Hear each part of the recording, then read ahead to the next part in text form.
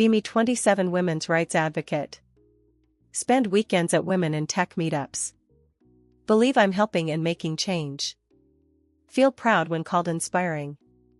Have younger brother 25 quiet programmer.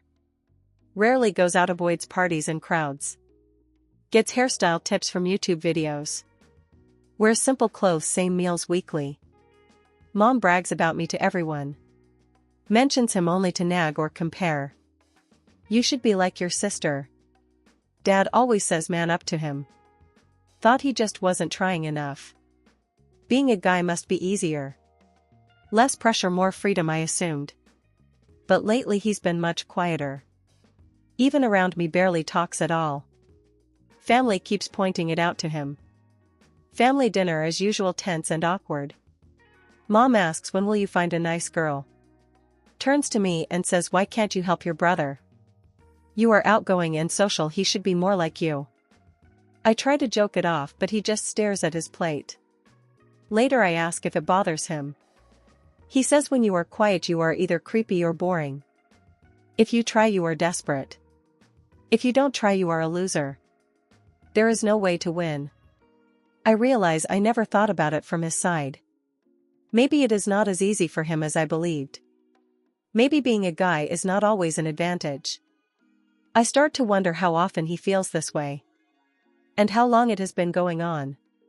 Find out he goes to therapy. Says there is no one else to talk to.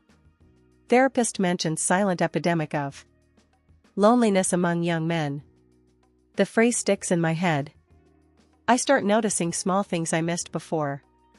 At a cafe the waitress serves everyone except him. Friends only call when they need something fixed.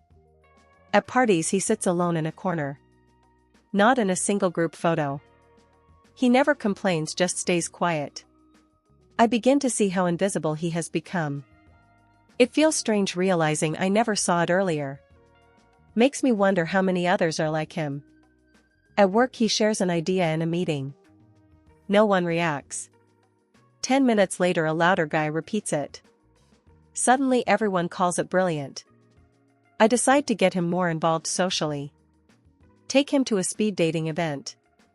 Women check their phones while he talks. Some keep scanning the room for someone else. The loud, confident men get all the attention. He stays unnoticed the entire night. On the way home he shrugs and says it is normal.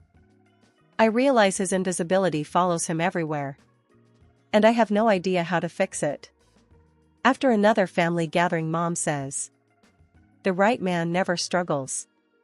Easy to believe he is just not trying.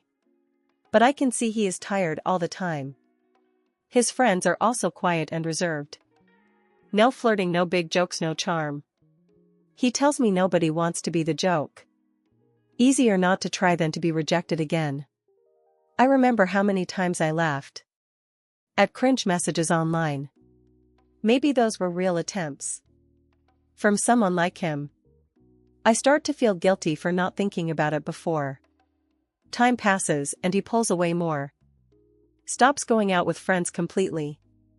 Spends evenings at home working or watching. At parties my friends joke about quiet guys. Say they are boring or creepy. I realize they are describing him exactly. I ask how he is and he says tired. Says it feels like nobody is rooting for us. I think about how draining invisibility can be. At home, at work, in every situation. The pressure to be interesting never stops. If you fail once, people remember forever. I understand now his silence is not laziness. It comes from constant rejection and judgment. I wonder how anyone can carry that for years. Next family dinner starts the same way. Mom asks when I am settling down. I tell her maybe I will just go solo. My brother glances at me and smiles slightly. It is the first smile in months. I realize that moment means more than it seems. Maybe he feels someone is finally on his side. I think about all the times I ignored signs. All the years I believed he just was not trying. All the moments I let jokes slide about quiet men. It hits me how deep the problem goes. It is not just about confidence or effort. It is about a world that overlooks men like him. And the damage from being unseen for so long. Maybe the real issue is not trying harder. Maybe it is teaching people to actually see them. After that dinner, I start noticing everything. In public, he gets passed over constantly. At stores, cashiers speak to me, not him. In groups, people face away when he talks. At work, his ideas still get ignored. Even when they are better than others.